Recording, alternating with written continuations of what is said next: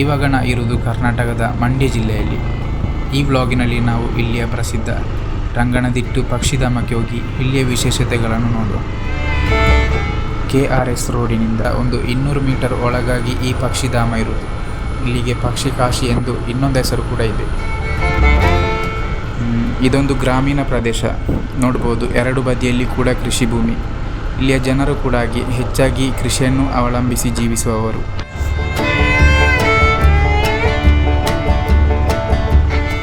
ಮುಂದೆ ಕಾಣುವುದು ಇಲ್ಲಿಯ ಟಿಕೆಟ್ ಕೌಂಟರ್. ಇಲ್ಲಿಂದ ಪಾರ್ಕಿಂಗ್ ಟಿಕೆಟ್ ತೆಗೆದು ನಮಗೆ ಮುಂದೆ ಹೋಗಬೇಕು. ಬೈಕಿಗಾದರೆ 15 ರೂಪಾಯಿ ಟಿಕೆಟ್ ಫೀ. ಹಾಗೆ ಇಲ್ಲಿಂದ ಟಿಕೆಟ್ ತೆಗೆದು ನಾ ಮುಂದೆ ಹೋದೆ.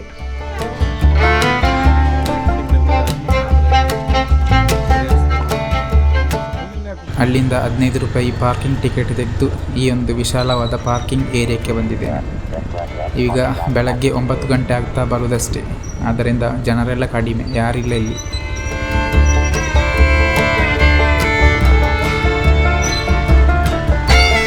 ಇನ್ನಣೆಗೆ ಬೋಟಿಂಗ್ ಮಾಡಬೇಕು. ಇಲ್ಲಿ ಬೋಟಿಂಗ್ ಮಾಡಿದರೆ ಮಾತ್ರ ನಮಗೆ ಪಕ್ಷಿಗಳನ್ನು ಹತ್ತಿರದಿಂದ ಕಾಣಬಹುದು. ಅದಕ್ಕೆ ಮೊದಲು ಮುಂದೆ ಕಾಣುವ ಟಿಕೆಟ್ ಕೌಂಟರಿಂದ ಟಿಕೆಟ್ ತೆಗಿಬೇಕು.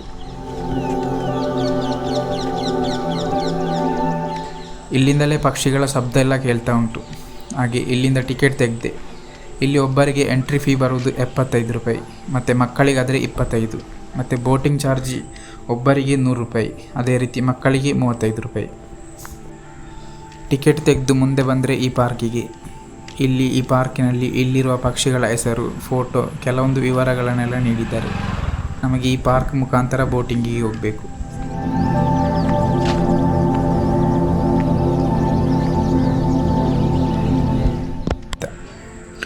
ಹಾಗೆ ಬೋಟಿಂಗ್ ಸ್ಪಾಟಿಗೆ ಬಂದಿದ್ದೇನೆ.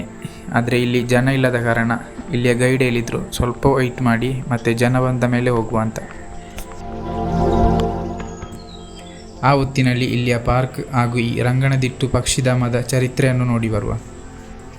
ಇಲ್ಲಿಗೆ ವರ್ಷಕ್ಕೂ ಲ್ಯಾಟಿನ್ ಅಮೆರಿಕಾ, ಸೈಬೀರಿಯಾ ಹಾಗೂ ನಾರ್ತ್ ಇಂಡಿಯಾದಿಂದ ಕೂಡ ಪಕ್ಷಿಗಳು ವಲಸೆ ಬರ್ತದೆ. ರಂಗನತಿಟ್ಟು ಚರಿತ್ರೆ ನೋಡಿದರೆ ಮೈಸೂರು ರಾಜ ಕಂಠೀರವ ನರಸಿಂಹರಾಜ ಒಡೆಯರ್ ಕಾಲದಲ್ಲಿ ಈ ಕಾವೇರಿ ನದಿಯಲ್ಲಿ ಬಂಗಾರದೊಟ್ಟಿ ಎಂಬ ಅಣೆಕಟ್ಟು ನಿರ್ಮಿಸುತ್ತಾರೆ. ಹಾಗೆ ಆ ಅಣೆಕಟ್ಟಿನಿಂದ ಹರಿದು ಬಂದ ನೀರಿನಿಂದ ಇಲ್ಲಿ ಸಣ್ಣ ಸಣ್ಣ 6 ದ್ವೀಪಗಳು ಸೃಷ್ಟಿಯಾಗ್ತವೆ.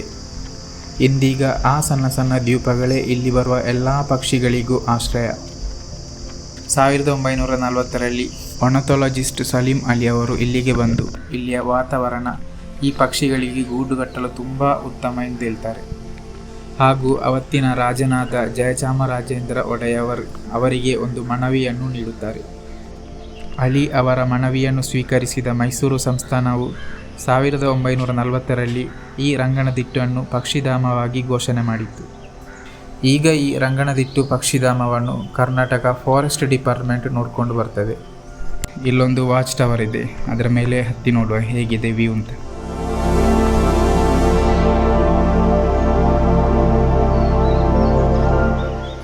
ವಾಚ್ ಟವರ್ ಮೇಲೆ ಹತ್ತಿದರೆ ಈ ಒಂದು ವ್ಯೂ ಕಾಣ್ತದೆ. ಅದೇ ರೀತಿ ಅಲ್ಲೊಂದು ಬೋಟ್ ಕೂಡ ಹೋಗ್ತಾ ಉಂಟು. ಬೋಟ್ ಸರ್ವಿಸ್ ಸ್ಟಾರ್ಟ್ ಆಗಿದೆ. ಇನ್ನು ನಾವು ಕೂಡ ಅಲ್ಲಿ ಹೋಗುವ. ಗೈಡ್ ನಮ್ಮನ್ನು ವೆಯ್ಟ್ ಮಾಡ್ತಾ ಇದ್ದಾರೆ. ಅದೇ ರೀತಿ ಬೋಟಿನಲ್ಲಿ ಆದರೆ 4-5 ಜನ ಮಾತ್ರವೇ ಕಾಣ್ತದೆ ಅಷ್ಟೇ. ಸ್ವಲ್ಪ ಹೊತ್ತು ವೆಯ್ಟ್ ಮಾಡಿದ ಮೇಲೆ ನಮ್ಮ ಬೋಟೆಲ್ಲ ಫಿಲ್ ಆಯಿತು. ಜನರೆಲ್ಲ ಬಂದರು. ಈಗ ನಮ್ಮನ್ನು ಅವರು ಆಗ ಹೇಳಿದಂತಹ ಆ ದ್ವೀಪಗಳ ಮಧ್ಯೆ ಕೊಂಡೋಗ್ತಿದ್ದಾರೆ. ಈ ಸಣ್ಣ ಸಣ್ಣ ದ್ವೀಪಗಳಲ್ಲೆಲ್ಲ ಲೆಕ್ಕಕ್ಕೆ ಸಿಗದಷ್ಟು ಪಕ್ಷಿಗಳಿವೆ.